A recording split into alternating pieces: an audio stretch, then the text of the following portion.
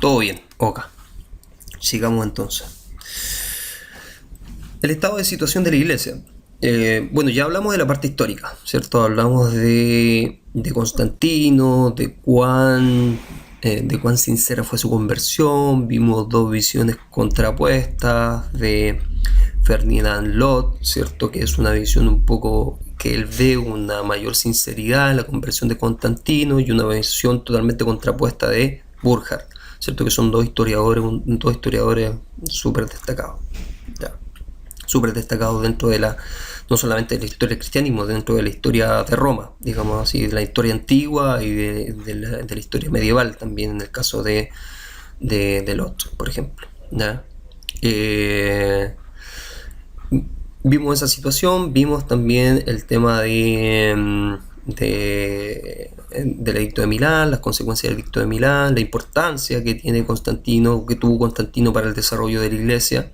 Ciertamente aspectos positivos podemos destacar, y también podemos destacar tranquilamente aspectos negativos como los que acabamos de ver recién, ¿ya?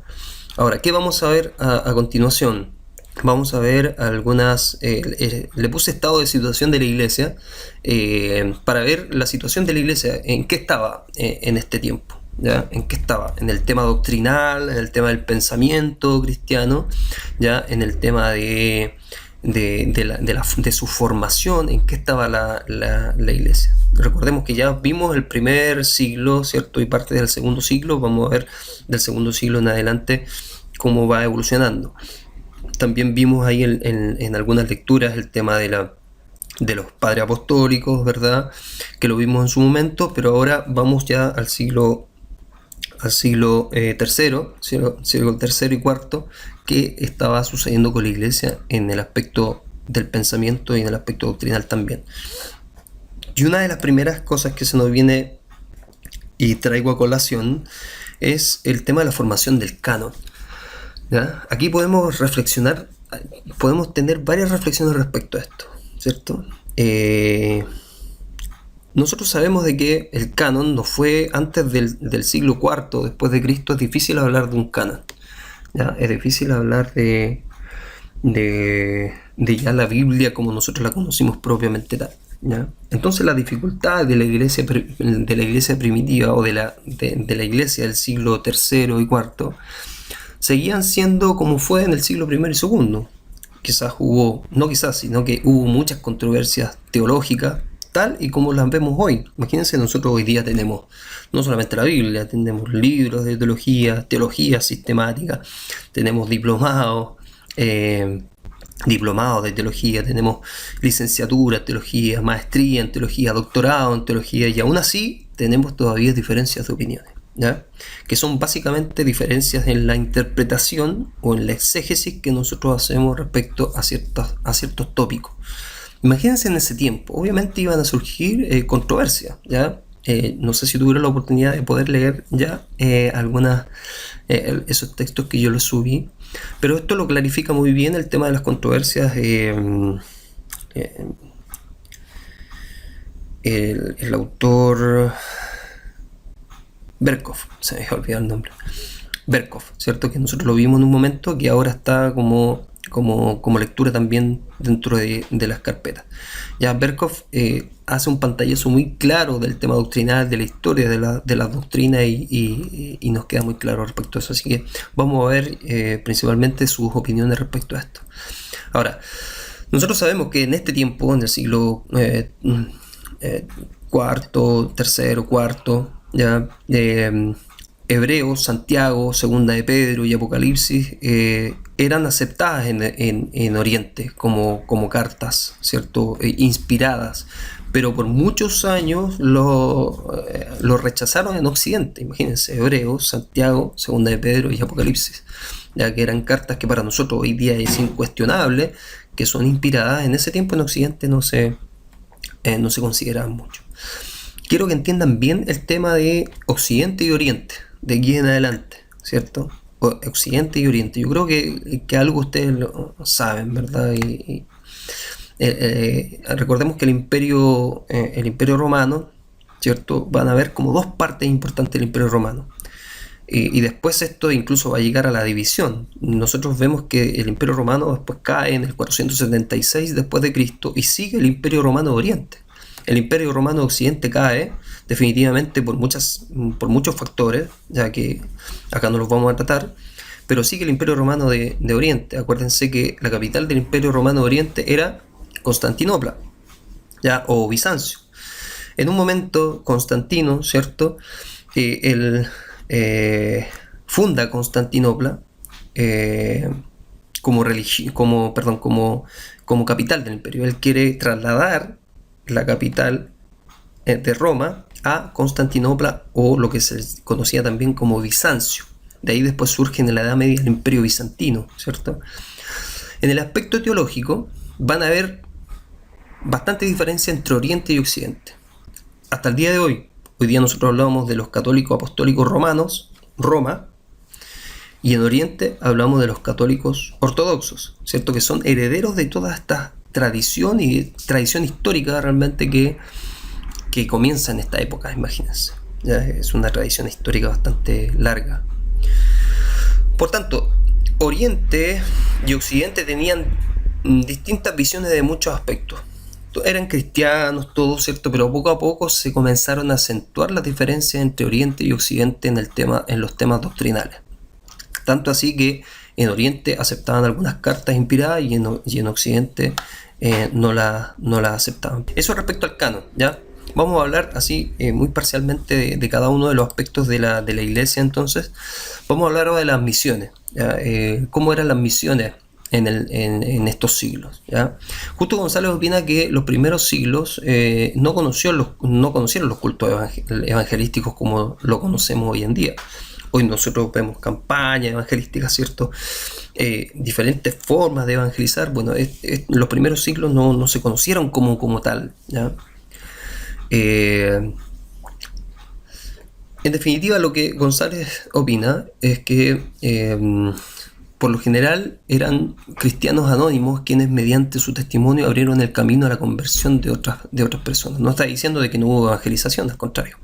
Hubo evangelización, no con los métodos quizás que utilizamos hoy día, quizás con otro tipo de método, pero vemos que no habían en ese tiempo así como que destacaba un evangelista o destacaba tal persona, ¿no? Los cristianos eran como cristianos anónimos que predicaban con su testimonio también, no solamente en palabras, sino que también testimonio, y muchos, ¿cierto?, se convertían a través de eso.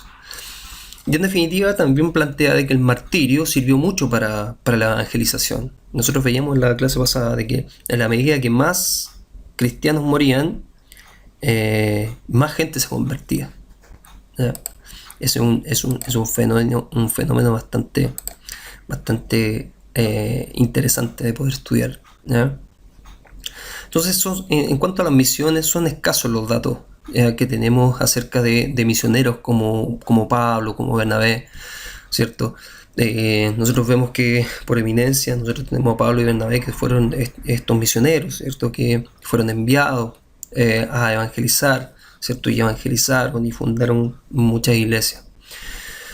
En definitiva, dentro de esto, la fe cristiana es catalogada como en ese tiempo una fe urbana, principalmente en los centros urbanos, ¿ya?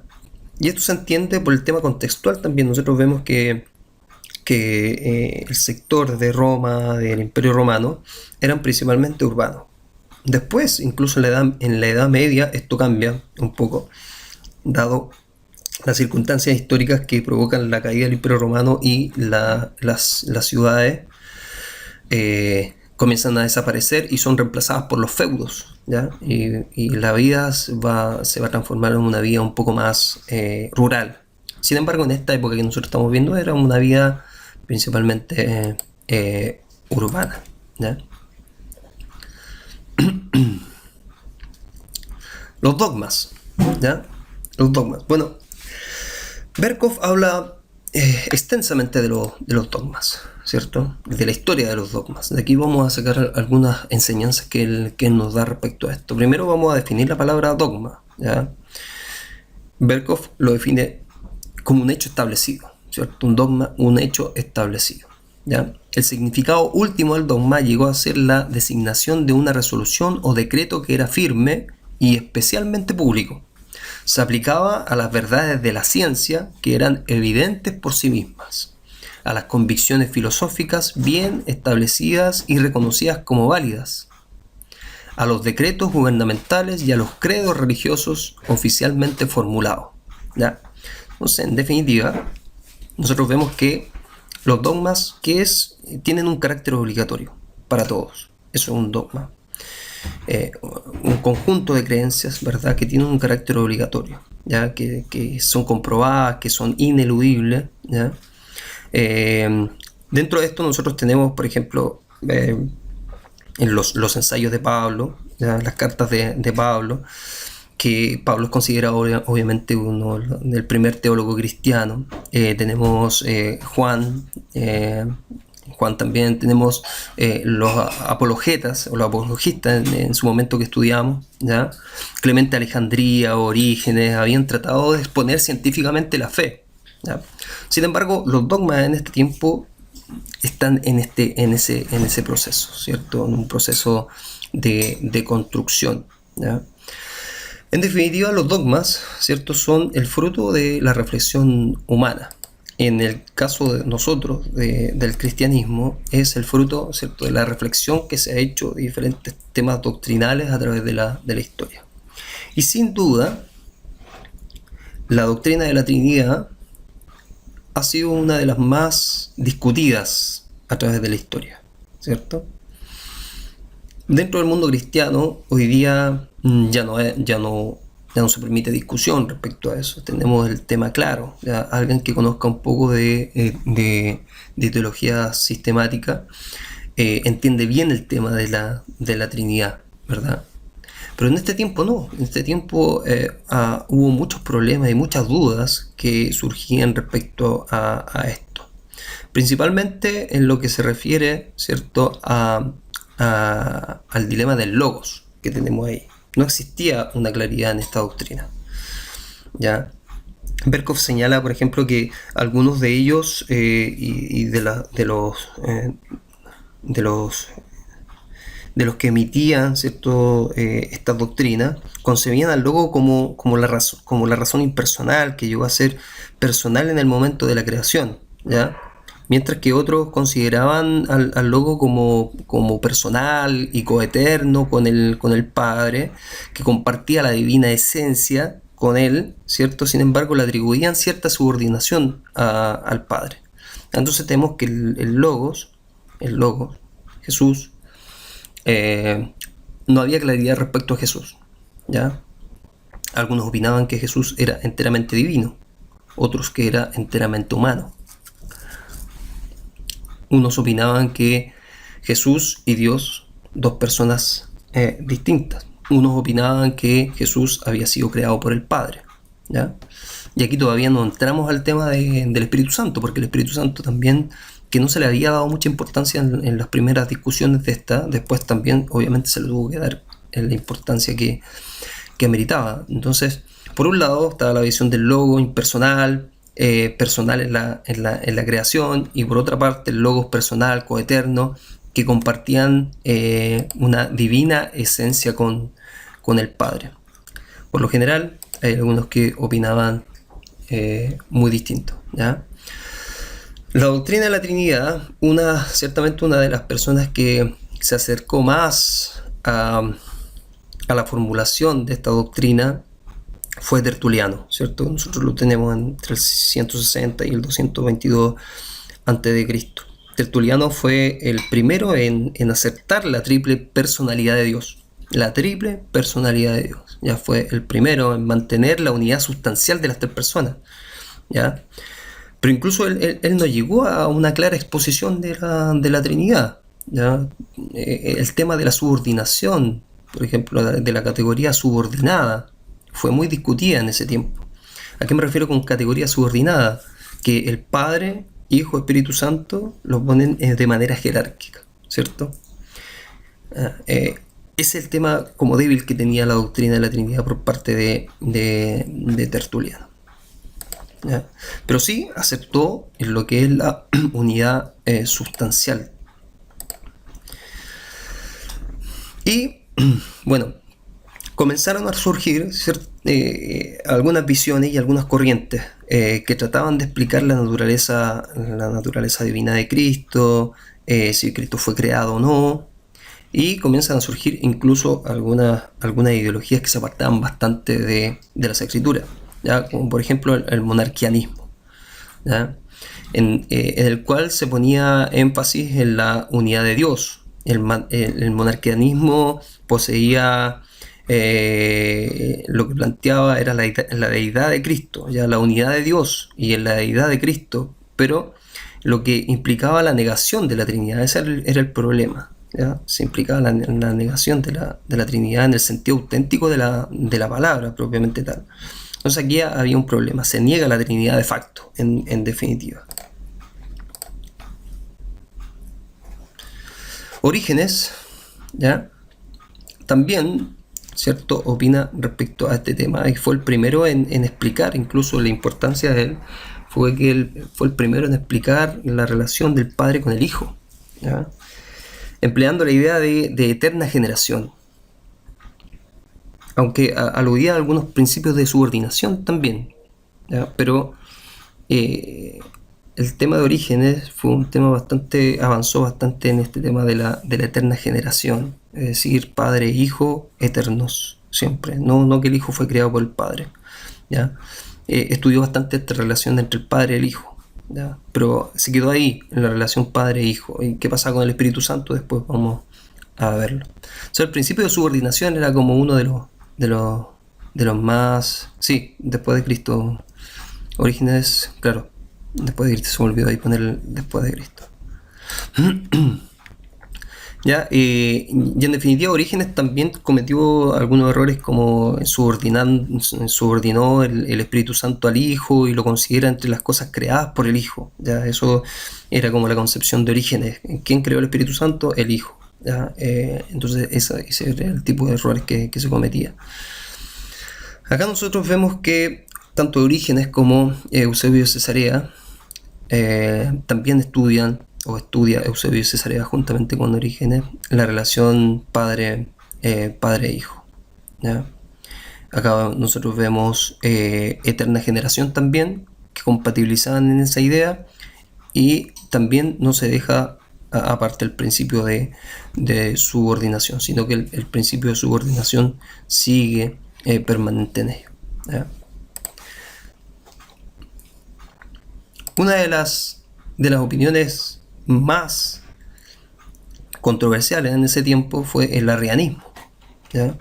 Considerado una herejía, ¿ya? Recordemos que Arriano, ya si ustedes lo pudieron leer por ahí, Arriano, que vivió por ahí en el 250 después de Cristo, Arriano era un presbítero de Alejandría, ¿ya? Y él principalmente lo que decía, que el Hijo había sido creado, es decir, el Logos había sido creado, ¿ya? Esa era una del corazón, digamos, de sus enseñanzas. Entonces el arrianismo después incluso va a tener una gran repercusión, principalmente en el Oriente, en la religión cristiana o el catolicismo oriental, o el cristianismo oriental. Va a tener una gran incidencia en el imperio, en el sector oriental del imperio romano, ¿ya? Bueno, uno de los que más luchó en contra del arrianismo ciertamente fue Atanasio, ¿ya? 297 en adelante. ¿Por qué? Porque Atanasio, lo que él planteaba, ¿cierto?, y que era un opositor muy férreo en contra de las teorías de Arrio, o de las doctrinas de Arrio, él comprendió que considerar a Cristo como criatura significaba negar que la fe conduce a la salvación, en definitiva, ¿ya? ¿Por qué? Porque para Atanasio el Padre y el Hijo son de la misma esencia divina. No hay división o separación en la esencia de Dios, ¿ya? No hay división, son de la misma esencia. Era algo muy contrario a lo que planteaba Arrio, o el arrianismo, ¿ya? Bueno, todas estas controversias, ¿cierto?, tuvieron su fin, o un fin, digamos, formal, porque siguieron las controversias en la historia, en el concilio de Nicea, en el 325 después de Cristo. Recordemos que la Iglesia había tenido un concilio anterior, que es el concilio de Jerusalén, ¿cierto?, que aparece en Hechos, el libro de Hechos, se juntaron los apóstoles. Este es el segundo concilio que hace la Iglesia, el 325, para tratar este tema, porque ya era un tema que estaba trayendo muchas divisiones internas dentro de la Iglesia, entonces era necesario juntarse y discutir respecto a los temas que se estaban, estos temas tan complejos que se estaban tratando. Entonces, en el concilio se llegó a un consenso, supuestamente un consenso, ¿cierto?, más tirado al tema de la Trinidad como lo planteaba Atanasio, ¿cierto? Y en definitiva, ¿a qué llegan? El concilio de Nicea plantea: creemos en un solo Dios, Padre Todopoderoso, Creador de las cosas visibles e invisibles, y en un solo Señor Jesucristo, engendrado y no hecho, que es de la misma sustancia con el Padre. Ya, ese era el foco fundamental. Tenían una misma sustancia con el Padre, no eran dos sustancias distintas. Tampoco Jesucristo había sido creado por Dios Padre, sino que tenían una sola sustancia. Entonces, para Atanasio, el Padre y el Hijo son de la misma esencia divina, en definitiva, y eso también se impregnó dentro de lo que es las conclusiones del concilio de Nicea, ¿cierto? Entonces, dentro del concilio de Nicea, no pensemos de que fue un concilio muy, muy simple, imagínense. Debe haber sido de mucha discusión teológica interna, y eso debe haber provocado muchas divisiones también. Y hoy día nosotros podemos ver que llegaron a un consenso, pero posteriormente ese consenso no fue tan así, ya que igual posteriormente siguieron algunos conflictos entre sí, ¿ya? ¿Qué pasó después del concilio? Ahí tienen una frase que se utiliza mucho, que es unus Athanasius contra orbe, ¿cierto?, que significa Atanasio contra el mundo, ¿ya? Esta frase que se decía en aquel tiempo daba cuenta de que no pararon las divisiones, ¿ya? Que Atanasio, que era como que lideraba esta idea doctrinal, ¿cierto?, en definitiva se impone la idea de Atanasio, pero posteriormente el arrianismo comenzó a adquirir bastante poder, principalmente, como les estaba diciendo, dentro del Imperio Romano. Los historiadores nos dan a entender de que la Iglesia se fue poniendo parcialmente y paulatinamente más arriana que otra cosa, es decir, iba en pro de adoptar peligrosamente esta herejía, ¿cierto?, de Arriano.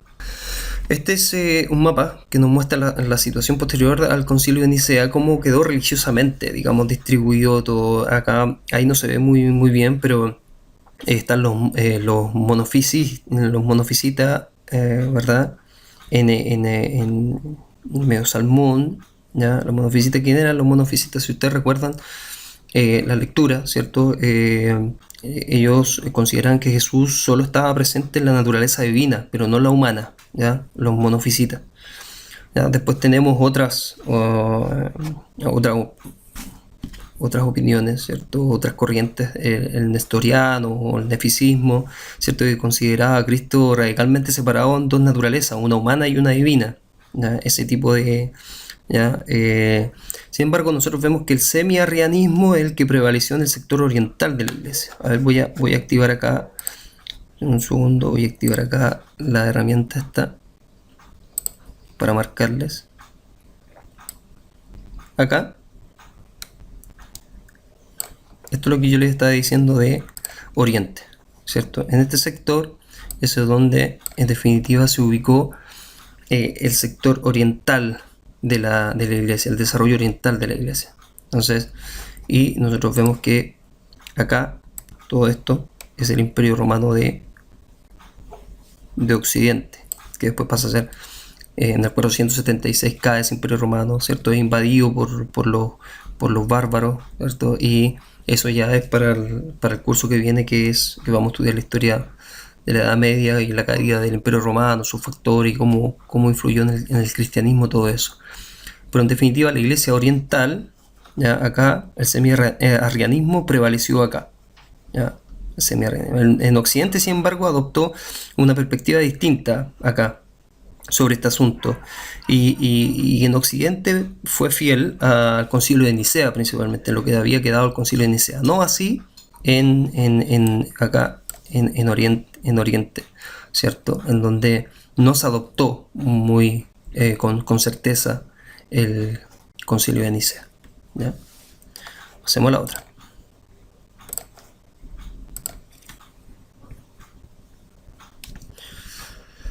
A ver, son las 10:30. Ya me queda un ratito más, a ver si me aguantan un poquito para poder terminar esto, porque si no lo terminamos ahora no lo vamos a poder terminar. Ya, estoy haciendo como también un pantallazo general de todas las lecturas que ustedes están leyendo, así que para que les quede un poquito más claro. Bien, después viene el tema del Espíritu Santo. Hemos hablado del Hijo, del Padre, del Hijo, ¿cierto? Esta controversia existía si eran una sola sustancia o si el Padre había creado al Hijo o no, etc.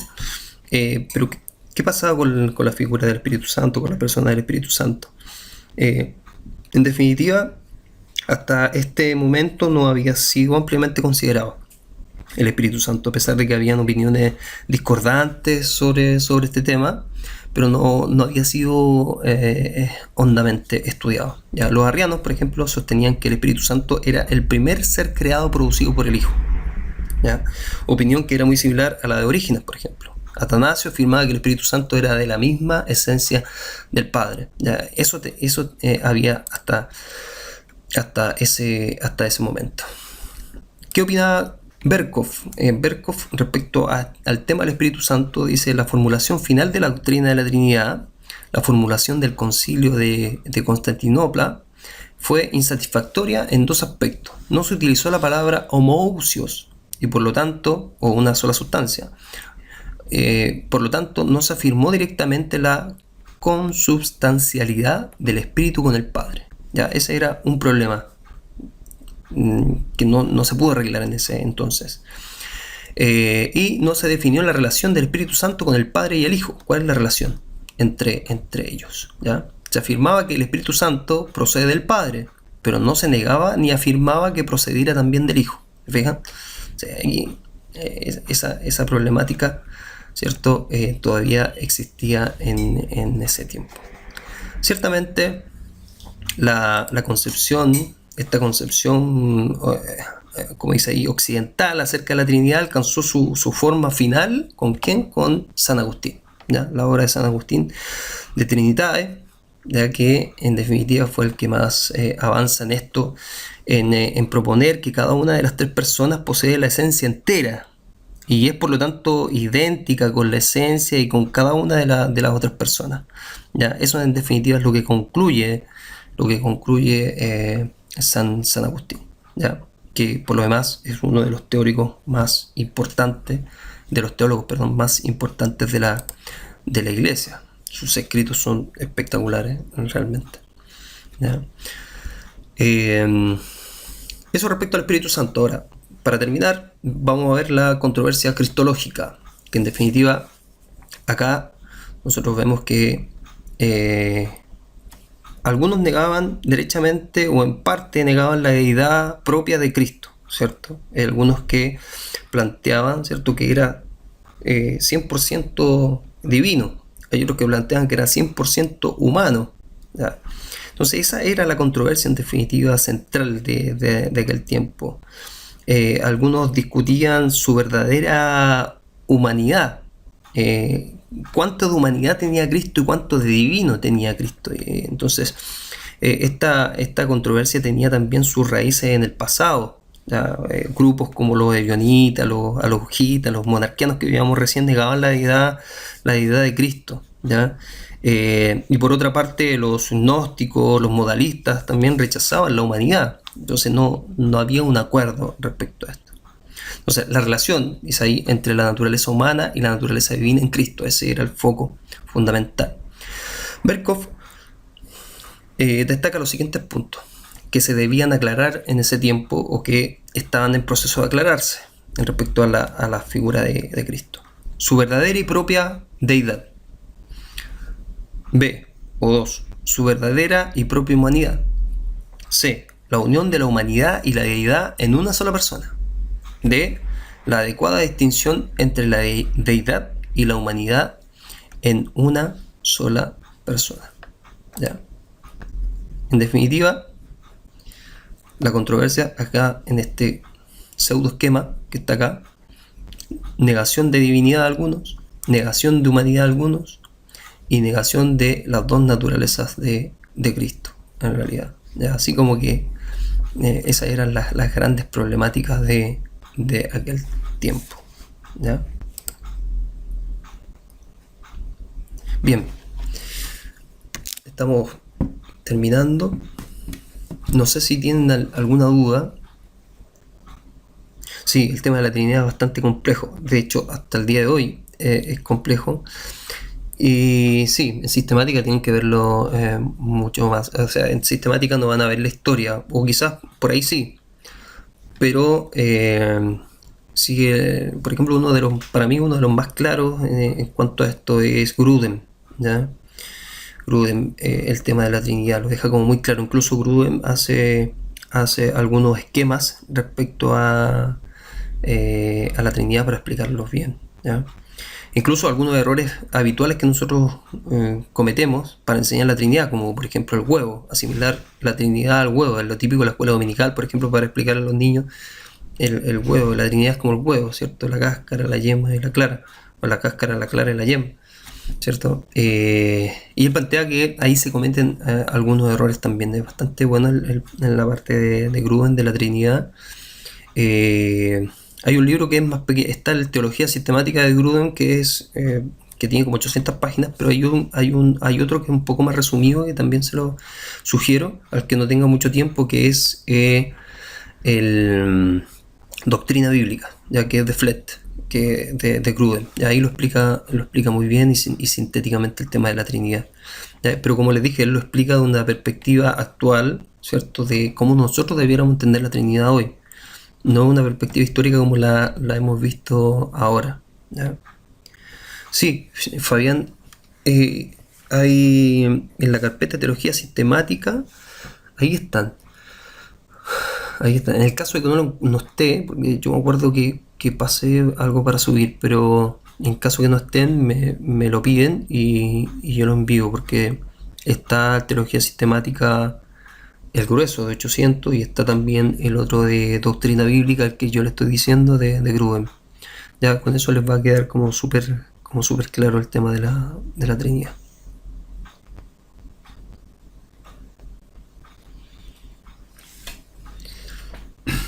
Bien, en conclusión, nosotros vemos que este tipo de controversias doctrinales que van surgiendo son entendibles, enteramente entendibles, ¿cierto? Por la naturaleza compleja que existe. De hecho, yo les digo, Grudem y todos los teólogos concuerdan de que quizás nunca vamos a entender 100% este tema tan complejo que es la Trinidad. Nosotros sabemos la inmensidad de Dios y nuestra mente está limitada a entender muchas cosas y para entender muchas cosas. Si bien es un tema complejo, pero sí podemos acercarnos a un entendimiento de las Escrituras y apoyado en las Escrituras propiamente tal, ¿ya?